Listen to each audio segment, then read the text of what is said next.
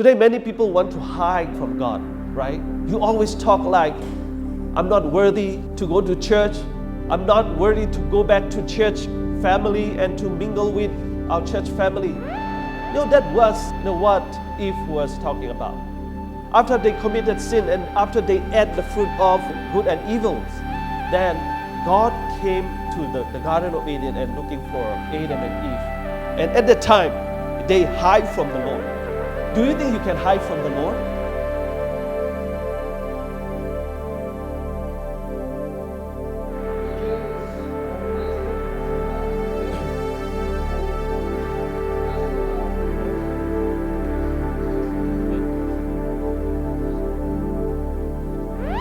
Sabbath and good morning. I'm very happy to be here to share the Word of God today. I have a title, Communion with God. So communion with God. This is very important. There were 3 pastors on a fishing boat. 3 pastors. And these 3 pastors were in a very good relationship and they had a good friendship in a town. One day they went for fishing. After setting up everything they needed, catching fishes, and they started talking. And the first pastor said, once in a while, I sneak out of my house and went to casino at night. So the first pastor said it.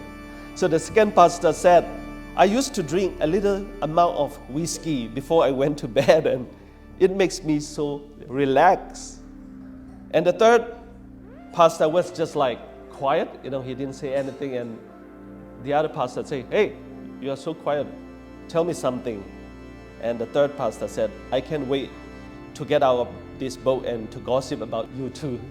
To gossip about, the 2 pastors. So I would like to tell you that, everyone has a weakness. And don't think pastors and elders and religious leaders are more perfect than members. They may have different weakness other than you may have. Right? That's why the Bible said, let us therefore come boldly unto the throne of grace, that we may obtain mercy and find grace to help in the time of need. That's why we come to church every week. We are showing that we are not perfect because Jesus is the only person who can make us perfect. So many people in the world are claiming, they are shouting that Jesus is gracious. Jesus is a forgiving Lord. He can forgive us everything. But we Seventh-day Adventists believe that God forbids something that we can't do. And there are still some deadly laws in this world. I can prove of it. I think you have heard C.S. Lewis. And he talked to an atheist. Atheists said, the world just become like this and randomly, we became human beings. And C.S. Lewis taught them, if there were no intelligence, how can we have creative mind? If there were no intelligence before the creation of this world, how can we have creative mind? To make iPad or iPhone, you can just make it, right? There are many codes and many, I don't know, how do you call it? You can mess it, right? If you ask me to make an iPhone or iPad, I will mess every program, all the programs you have. So don't think that you just become like you are a human being and just become like nothing, right? They were intelligent before God made us. That's why we have creative mind. I want to read Genesis chapter 3. This is my key text. Genesis chapter 3 verse 3. God did say, you must not eat fruit from the tree that is in the middle of garden, and you must not touch it or you will die. And also Romans chapter 6 verse 23, the first part says, the wages of sin is death. We know that God gave us deadly law. It's really dangerous. That's why I can tell you many preachers are focusing on this today. The law is not good. It makes us weak. It's a deadly law. We don't need it. But after that, what God said, I can read the second part of what Paul wrote in Romans chapter 6 verse 23. But the gift of God is eternal life in Jesus Christ. And also Genesis chapter 3 verse 6, we can understand that Eve took some fruits and he ate it. It means Eve committed a deadly law. So he makes sin. And if you come to Genesis chapter 3 verse 8 and 9, his wife heard the sound of the Lord God as he was walking in the garden in the cool of the day, and they hide from the Lord God. I want to highlight this. They hide from the Lord God. Today, many people want to hide yourself from God, right? You always talk like, I'm not worthy to go to church. I'm not worthy to go back to church family and to mingle with our church family. That was what Eve was talking about. After they committed sin and after they ate the fruit of good and evils, then God came to the Garden of Eden and looking for Adam and Eve. And at the time, they hide from the Lord. Do you think you can hide from the Lord? You can hide from God. Even you cannot hide from the government today. One of my friends told me that, when the Sunday law comes, I will run away to the jungle and I will hide. Don't think you can hide in the jungle because they are a very good system the government have. They can track you everywhere you are. Don't think to escape from city to village. It doesn't work. If you think it very carefully, the technology, it's really advanced. Don't think that you can hide from these miserable, terrible people. The only thing we can do is we can just be faithful and trust in the Lord, even you die or you live. Because our destination is heaven, to live forever and ever, to dwell in the place where God has already prepared for us. So Adam and Eve tried to hide among the trees of the garden, It will not work, just among the tree of garden. Now, Israeli, they have bunker, right? It's more safer than under the tree, right? When the bombs or the rockets come, they ran into the bunker and they hide it. So it will work sometime. And if you continue reading it, but the Lord God called to the man, where are you? This is the grace. This is the love God offers us. Where are you? Wherever you are, even though you are in the church, even though you are not in the church, God always calls you that, where are you? Where are you, my son, my daughters? You have to come back to church and worship together. So God always calls us. So why didn't Adam and Eve die? Why didn't Adam and Eve die immediately? According to Genesis chapter 3 verse 3, it says, you will surely die. We know that God is loving us. Let me tell you how the devil deceived you with God's commandments today. So many people are focusing on Genesis chapter 3 verse 3, or what Paul was talking about, the wages of sin is death. Today, many people are focused, you will surely die. That's why they want to ban the commandments of God. They want to ban the commandment of God. Many people define it as the law is deadly and it does not give us any good. That's what people are claiming. People are shouting, and the grace and the gift, that's what they are shouting for. Right? But people do not realize that without the law of God, how can you receive grace from God? Right? So God set up the law first, right? How we live, how we eat, how we sleep. Then Eve committed sin. Then what comes? The grace, the love of God come. Right? If I don't do anything wrong, do I need pardon? I don't do anything wrong, and do I need pardon today? No. Because of we have committed sin, we need pardon and grace and God's love today. If there is no sin, if there is no wrongdoing, then we don't need pardon and we don't need grace. That's what we have to realize today. It is very simple. If you don't do anything wrong, you don't need pardon. You don't need love. You don't need grace. So the law of God produces the grace of God. So think about it. If there is no law, we don't need grace because we didn't commit it. When God created Eve and Adam, I didn't see God say, you need grace, you need pardon, right? Did God say you need pardon or you need grace? No. God created Adam and Eve, and what happened? They committed sin. Then God was looking for them, and that's when our human being need grace. So Apostle Paul also talked about in Romans chapter 6, I read it already, the first part, the wages of sin is death. Then we need the gift of God is eternal life in Christ Jesus. So the wages of sin come first, then what comes? The grace, the gift of God. The gift of God doesn't come first. Satan is always the accuser of the brethren, the brothers and sisters.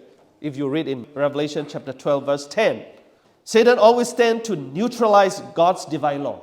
Genesis chapter 3 verse 4, Satan was talking like, you will not certainly die. God said, you will die, but Satan said what? You will not die. And the serpent said to the woman, you will not die. And Genesis chapter 3 verse 5, for God knows that when you eat from it, when you eat the fruit, Satan said, your eyes will be open and you will be like God and knowing good and evil. So, do you notice many preachers in the world are using this particular Satan's idea among Christians today? By saying, if you let the law of God control over you, you will not be receiving God's grace. That's what I always heard from many preachers in my community, You are not under the law. If you make the law, above you, then how come the grace can come upon you? That's what many preachers are preaching today. And the law of God will shield you from receiving God's grace and, God's blessing and prosperity. Because you are always afraid of the law and, God said this, and you always not free. And you always have this anger and you always think, the law is very fearful. Then that's when you cannot receive grace and blessing and prosperity. That's what many preachers are talking about today. Many preachers are talking and preaching like Satan today. You don't need the law. You need grace. And your eyes will be open. You will see more things in the world and you will get rich and you will have, the right prosperity. So what Satan is introducing is to break the law, then you will be blessed. Because you will no longer understand the law and there is nothing, it can oppress you. And you will be more happier and richer and seeing more things and you will be like God. So many people don't know the grace of God is coming from the law of God. That's what we have to understand. There is no law, I can surely say no grace. What for?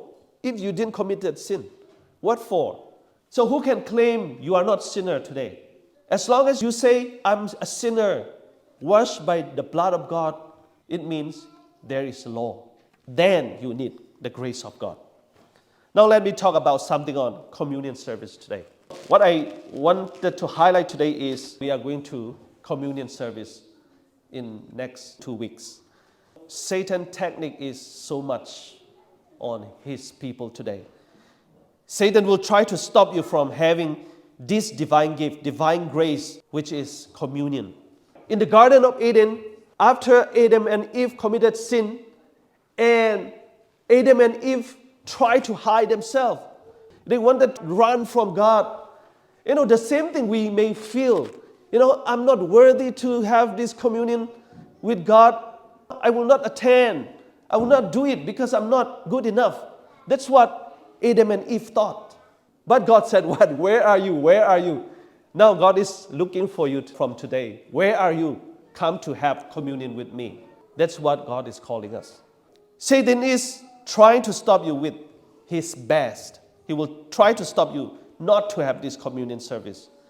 He will use all of his techniques to stop you from having communion with God. Satan will let you think, I'm not worthy to have communion with God, like Adam and Eve wanted to hide themselves. So if you read Genesis chapter 3, verse 8 and 9, then the man and his wife heard the sound of the Lord and God as he was walking in the garden in the cool of the day, and they hide from the Lord. They hide from the Lord. They thought, we committed sin. We are not good enough to see God, and we are not good enough to have communion with God, communication with God, and among the trees of the garden. But the Lord God called to them to this couple and say, where are you? No, this is the grace of God. Having communion services, receiving the grace of God. It doesn't mean God wants to accuse you like, you are a sinner, you are not good enough, you are not good enough to come to church. Not this way. God always asks you, come and have communion with me. Satan will let you think it is not necessary to be saved. Satan will let you think I'm okay without this, without communion, without communication with God. This kind of wrong understanding is the lie of Satan from the beginning. From the beginning. Don't think this way. Right? Come to church and have communion with God's people. It means you receiving the grace of God. So Satan never support God's people to obey the commandments and to have communion with God. Satan already convinced Adam and Eve not to meet God again, right? That's why they wanted to hide themselves, not to meet God, right? So Satan's ideology is always like people are okay without God's law, without communion, without communication with God. It means people are okay without His grace. If you think this way, it means you are okay without grace, without God's love. On the other hand, people are okay without the divine communion with God. So we have this privilege to have communion with God, in our church. That's why, we can at least do it, once in a quarter. This is very important to do it, right? So Genesis chapter 3 verse 9, God always asks you to come. God is always looking for you. I would like to highlight foot washing is, how much it is very important. If you don't have this foot washing and if you don't have the Lord's Supper, it is like you make yourself humble. You may think you make yourself humble, but in God's view, it is not you are humble. If you read Desire of Ages 650, page 650, while pride, variance, and strive for supremacy are cherished, pride. So God said it is pride. If you don't want to have this communion service, or if you don't want to have communion with God, it is your pride. Don't think you are humble, then you don't want to show up to the church and you don't want to do it. It is your pride not to do it. Right? Variance and strive for supremacy are cherished. The heart cannot enter into fellowship with Christ. Right? So we have to take away this pride. And we are not prepared to receive the communion of His body and His blood. Therefore, it was that Jesus appointed the memorial of His humiliation to be first served. So Jesus was humiliated by people. That's why we come to witness that Jesus was humiliated. Jesus shed His blood. That's why we come to witness that, Jesus saved us. And we take all of our pride and how we think we are high and, we come to the communion. It means, we show ourselves humble. This is showing ourselves humble. John 13 verse 10 says, in the act of washing the disciples' feet, Christ performed a deeper cleansing that of washing from the heart of the stain of sin. So when you come to foot washing, it is the deeper cleansing. Right? When you go to a chemist or some beauty shop, then you are looking for deep cleansing, right? So you want to wash your face with a deep cleansing. I used to find that one. There are some face washing foam, something like very rough. I don't know how to call it. I don't look at this name. But you want to cleanse your face very deep, right? That's what we all do. And when you try to buy body wash, or you are looking for which is good and it can cleanse yourself better, right? So the same thing, when you come to foot washing, it is very important that Christ perform a deeper cleansing. A deeper cleansing. You may think, I already baptized, I got baptized, right? But Jesus still wants you to come to the foot washing, and Christ perform a deeper cleansing, that of washing from the heart the stain of sin. Communicants, it means the participants' sense and unworthiness to accept the sacred emblems before they experience the cleansings that makes them completely cleansed, right? John 13 verse 10 talk about this. The audience, the church members sense their unworthiness to accept the sacred communion. So we don't think this way. Today, when we come to foot washing and the Lord's Supper, it shows that we are humble enough, that we come to witness what Jesus already done, how Jesus was humiliated by people, right? We come to communion, we come to foot washing, that Jesus performed deeper cleansing for our sin. Desire of Ages 6:4-6, it says, Jesus desired to wash away alienation, jealousy, and pride from our hearts. Pride and self-seeking create dissensions and hatred, but all these Jesus washed away. Looking upon them, Jesus could say, you are clean. You are clean. Our church manual 124 says, it conveys a message of forgiveness, acceptance and assurance and solidarity, primarily from Christ to the believers, but also between the believers themselves. And this message is expressed in an atmosphere of humility. So the message is very clear. It conveys a message of forgiveness.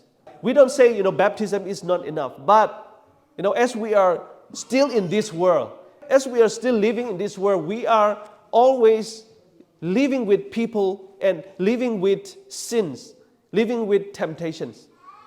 That's why sometimes, we are not fresh enough. Sometimes we think guilty, but today, God gave us this, communion. This communion. To have this communion service and foot washing, then we will understand that the acceptance, the forgiveness, and how the assurance of salvation, then, it can make us a new, fresh people, a new, fresh person to live ahead. So the Lord's Supper is very important for our church. Desire of Ages 6:5-6, it says, the service of the Lord's Supper is just as holy today as it was when instituted by Jesus Christ. Jesus is still present when this sacred ordinance is celebrated. It is at these, his own appointments, that Christ meet his people and energize them by his presence. So energize. God will give us a new fresh. When you are using your computer become delayed and a little bit heavy, then what do? Clicking left click or right click. Then you click on refresh. Then your computer run better. And if your computer is not doing very well with refresh, then where you are going? You are going to factory reset or something you can do, right? So it's depend on our spiritual level. God gave us this, the Lord's Supper and foot washing. You don't need further programs or further things to do. But this is a complete set of, refreshing your soul, right? Refreshing your soul, and, God will energize you. And it will give you more ideas and, more things you can do in this world to preach the word of God or to do the mission God has already given unto us. Thank you so much that, we will have communion service by 2 weeks' time. And I believe that everyone will come. If you think you are humble, if you think you are sinner, if you think you have no pride, then come together and we'll have this communion service. Thank you so much. May God bless you all.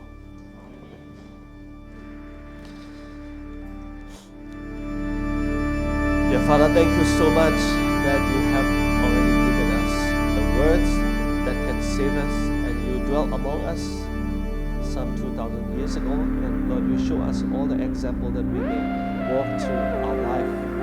And also, Lord, we have already heard that, Lord, you want to live with us. You want to talk with us. You want to be with us. This is always your request. And Lord, please let us understand that, Lord, we have no pride. And Lord, we will accept your offer and we'll come together. And Lord, we worship you and to communion with you. Please give us time to understand that you are our God and you are our Savior. And thank you for everything you have done in our life. In Jesus' name I pray. Amen.